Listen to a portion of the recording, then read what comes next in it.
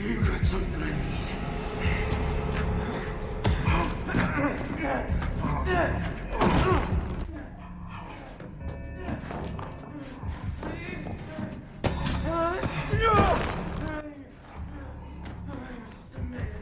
And I always matters.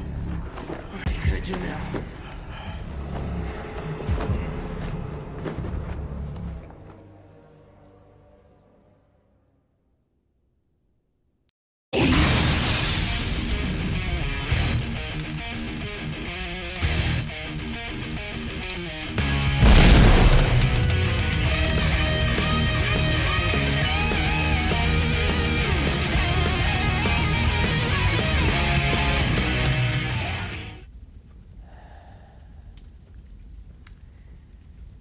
So this is how it all ends, huh?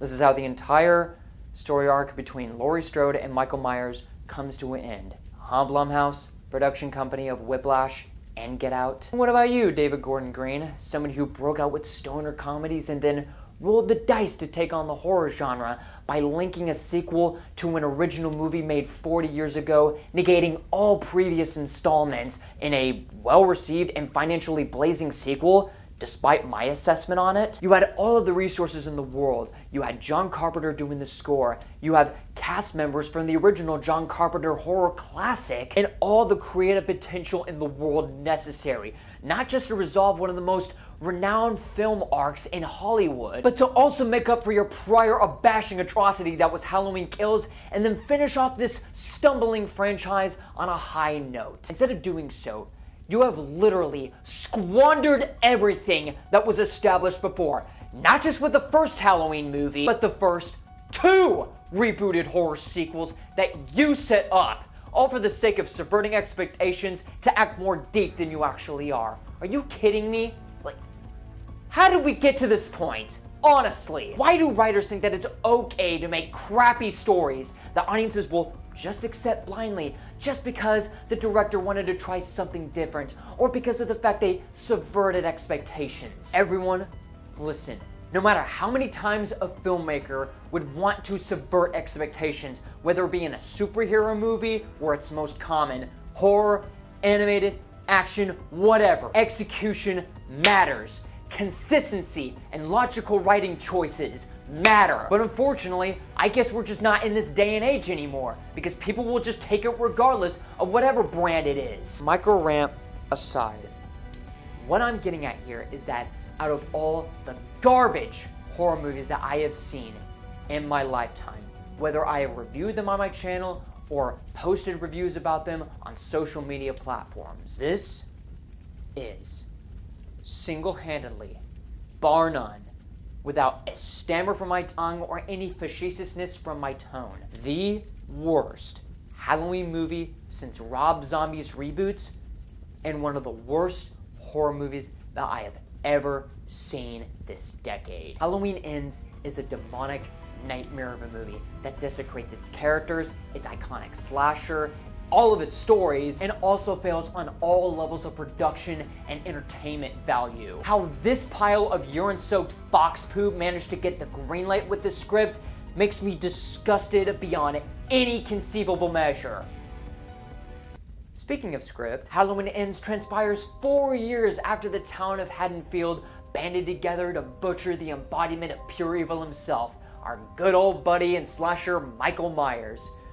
Right after getting others killed and getting themselves killed because of their own stupidity, Laurie Strode has moved on into her new home with her granddaughter and Lindsay, the girl that she babysat from the first movie.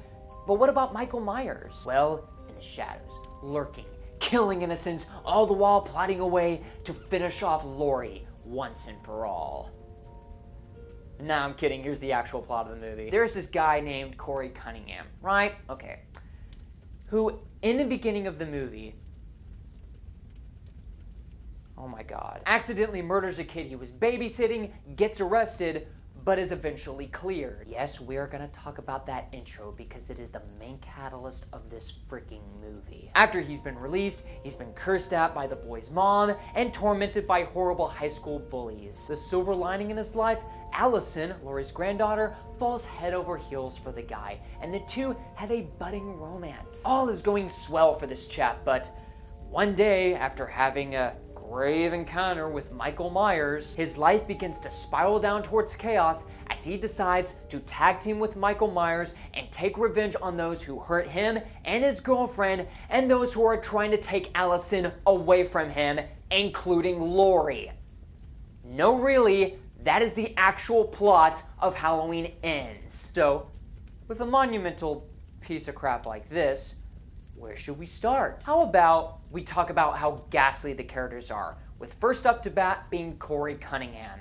Starting off with the basics. Rowan Campbell's acting is basically like this. He starts off fairly decent, acting like a very good, upstanding person and a kind of a charismatic dude. But I think as the film progresses and the more insane he becomes, the more over the top and terrible he is. And while he is able to nail certain aspects of his charisma from the beginning, as he spirals towards into being insane and absolutely murderous, he becomes way over the top for his own good. And he doesn't have that convincing demeanor of him looking like a serial killer who looks like all of his soul has been wiped out from his body. His line delivery is extremely exaggerated and cartoonish, as if the directors think that that is how a serial killer talks. And whenever the film tries to make him do something such as act completely over the top, banging on people's doors, or giving a dead man stare, or having a scary, creepy laugh, he delivers his performance as less a guy who spirals towards a path who wants to kill everybody in his way as an evil force of destruction, and more so a nerd who just got his 100th wedgie in high school. But when it boils down to characterization in this movie, Corey is an egregiously, horrendously written character. You thought my dissection on Wanda Maximoff was as long as a Rogerian college essay? Well, sit back and grab some popcorn. From the first act all the way to the final act of the movie, he's meant to transform from a damaged young adult into a full-fledged psychopathic murderer like Michael Myers. I'm here to tell you, he is the least convincing transformation into a serial killer that I have seen in years. Corey's descent into madness doesn't happen because of pure plausibility or authenticity. His increasing anger for others and even eventually murdering them out of malicious intent or revenge all happens because of insultingly nonsensical and contrived writing. Let's start with the very first scene of the movie. Corey is going to babysit a little boy named Jeremy from rich parents who have addressed to Corey personally that their son, since the event of the 2018 murders, is afraid of the dark, hears voices in his head, talks in his sleep, and is sensitive to stuff that gives him bad dreams. Why the parents haven't taken that little boy to a psychiatrist, I have no freaking idea, but Corey then brushes it off as calling it normal kid imagination stuff.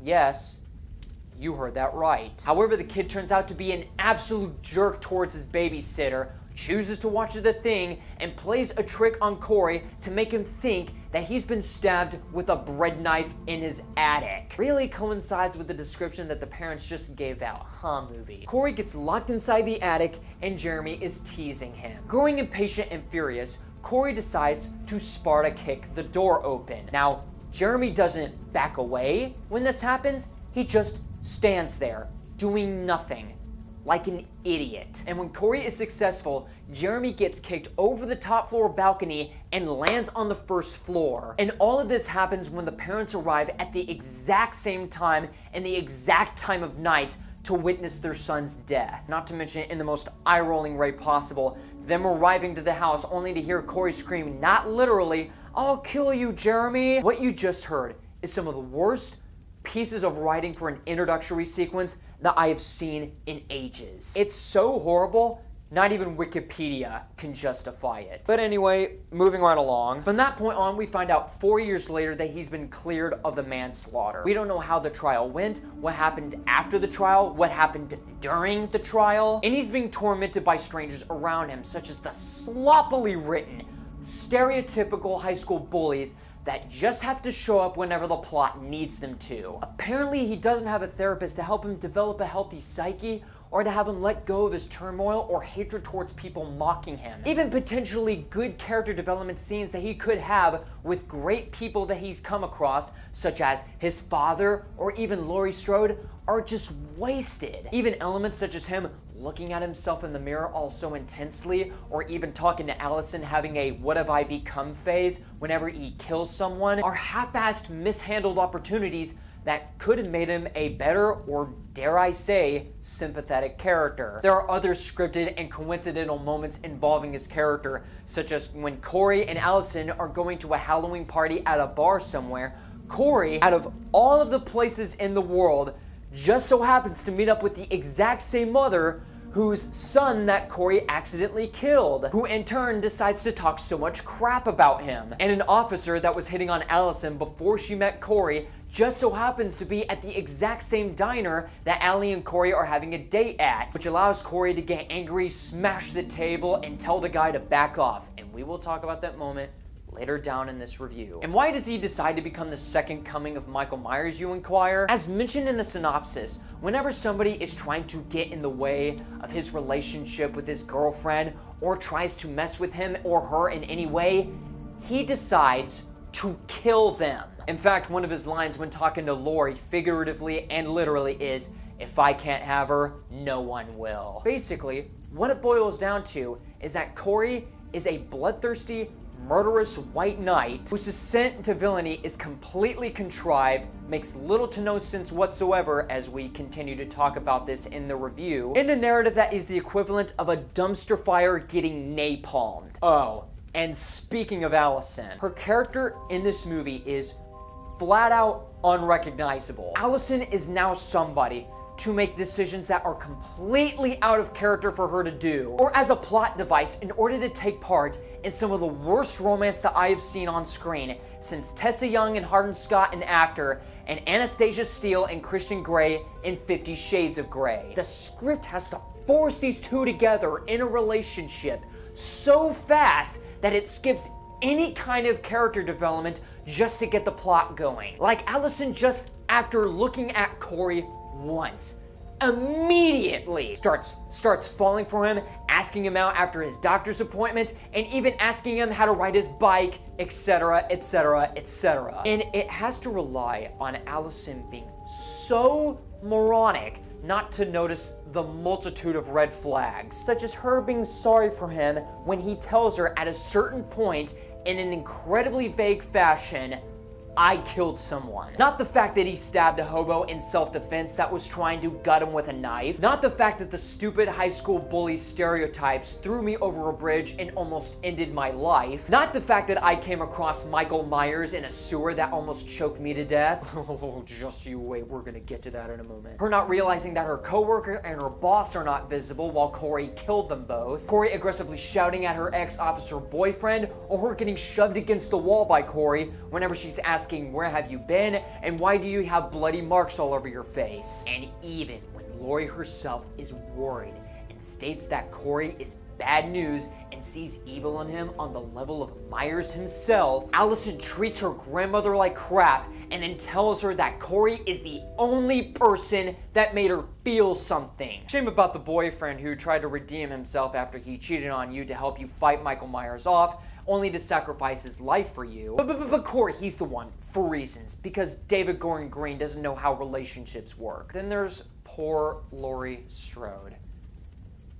Bless Jamie Lee Curtis's heart. She is trying so much in this movie, and I bet she is giving her all, but her character and her entire conflict with Michael Myers that we were supposed to get in the film is treated as an afterthought, as she spends most of this movie making speeches like about how people murdering other people or them getting themselves killed is like a sickness inside of them, and how evil inside of them is like a disease that will never go away. Her feeling worried for other people, or feeling guilty about people who blame her for Michael Myers killing people in Haddonfield. Now, you're probably thinking to yourself, "Man, Luke, are you kidding me? Is this a joke? There's no way this can be in the movie." Well, guess what? It is. Somebody retconned their own previous stories in order for these events to be set in motion. But it doesn't happen once. It happens a multitude of times. Here are some of the finest examples. When Allie and the incel meet up with a host in a radio station, he tells them that Laurie was a woman who teased a man with brain damage and then he snapped. A, that's not true given context of the original and your rebooted sequels. B, where the hell did you come up with that conclusion? But you know what? That's not even the worst one, because this next example made me lose my effing mind. After Laurie finishes grocery shopping, she encounters Sandra, who's alive somehow in a wheelchair. You know, after getting stabbed through the neck by a fluorescent light bulb and bleeding profusely in the last movie. The movie tries to excuse this by saying that she lost her voice when she got stabbed, but I'm sorry. For any person who has basic knowledge of biology, Sandra should be dead. No questions asked. And most infuriating of all, her sister, who shouts at Laurie Strode, blaming her for Michael Myers taking away her sister's voice and killing people in Haddonfield. Topping off her rant by saying, "You provoked him when you should have left him alone." Lady. Nice, kind, loving lady. Are you mental? Does this Neanderthal have any idea what Laurie has gone through over the past 40 years? Her having severe PTSD of almost getting stabbed by Michael Myers, only for Loomis and the police to rescue her and arrest him. Having journalists report on the tragedy, her having to isolate herself away from her family in a fortified home and drinking heavily, and trying to constantly warn people and her family about Michael Myers going over to Haddonfield and slicing off necks to everyone he sees. And that the reason why Michael Myers escaped the prison was not because Laurie teased him, but because he wanted to get revenge on her. Regardless, because she is the ultimate reason for why he is arrested in the first place. But the most offensive part about that whole scene, Laurie gives off no argument to make us feel like Sandra's sister actually has a point. Are these people seriously implying that we should have a level of remorse for the devil incarnate? Really? And now let's get to the main attraction of the Halloween franchise himself. Michael Myers. You know, in Rob Zombie Halloween 2, where they made the cardinal sin of making Michael Myers speak, this movie somehow manages to ruin Michael Myers just as much, because he is the most pathetic wuss on the face of the planet that serves to be only as a weakling of a fighter and a tag team partner for a psychopathic dweeb. He is so worthless and pathetic that the same boogeyman that took on a group of firemen stapled somebody in the original to a wall, crushed Rambira Sartan's head like a cantaloupe, and getting back up and eviscerated a Haddonfield mob after getting shot, pummeled, and stabbed. Jobs to Corey in a wrestling match, as Corey steals his mask, which for absolutely no reason whatsoever gives him Michael Myers-esque superpowers like super strength, stealth, and teleportation. But wait, I thought that in Halloween Kills, Laurie said that the more people Michael Myers kills, the more stronger he becomes. Which he does in this movie. Twice. Before he ever fought Corey. Movie. Do you have short-term memory loss? And as many of us know, Michael Myers has no moral compass. He has no regard or any sympathy for any human life. So what does Michael Myers do when he sees Corey after he dragged him in his sewer and he starts choking at him as Corey tries to escape? Well, he just lets him go. Because he felt remorse for Corey's stupidly scripted past circumstances.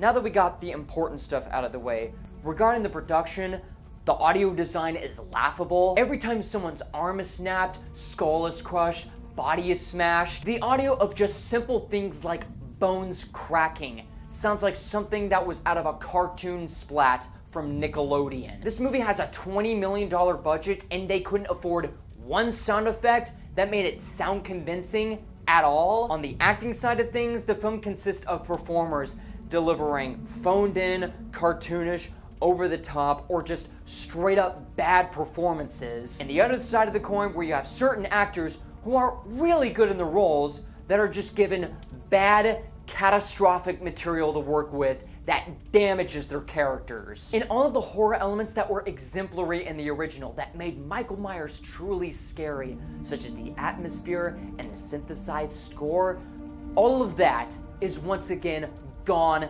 completely from this movie. In exchange for the cheapest false jump scares that you can possibly get in a horror movie, nauseating graphic violence that is just nothing but buckets of CGI gore, pitiful practical effects, and some of the scenes that lead up to said violence transpire because people make the stupidest decisions possible for them to happen, such as people splitting up when they're not supposed to, and characters trying to beat up Corey when they have no logical reason to do so other than the plot tells them to, or ridiculous BS such as a guy 2 minutes after stabbing himself in the throat, basically killing himself, comes back to life when he's faced with Michael. That is the kind of stuff that, instead of taking your brain and throwing it in the garbage, throw it in the furnace. I didn't think that I would ever see the day that, with all of this burning passion inside of myself, that I would vent so angrily and vigorously about a horror movie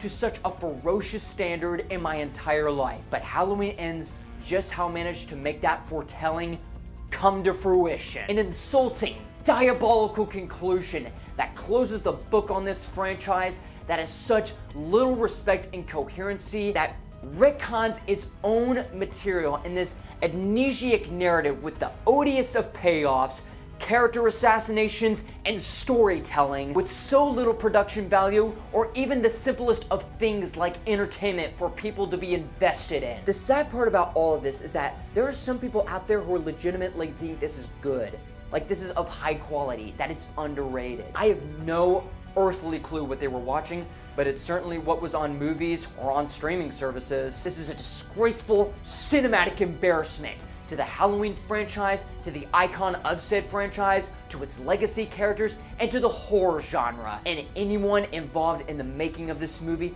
should be absolutely ashamed for the hellish catastrophe that they have wrought. Oh, and by the way, guys, David Gordon Green is trying to create a 6th installment to the Exorcist movies. Hope the power of Christ can ever compel that movie from happening. My name is Uncle Nukem, and Halloween ends here.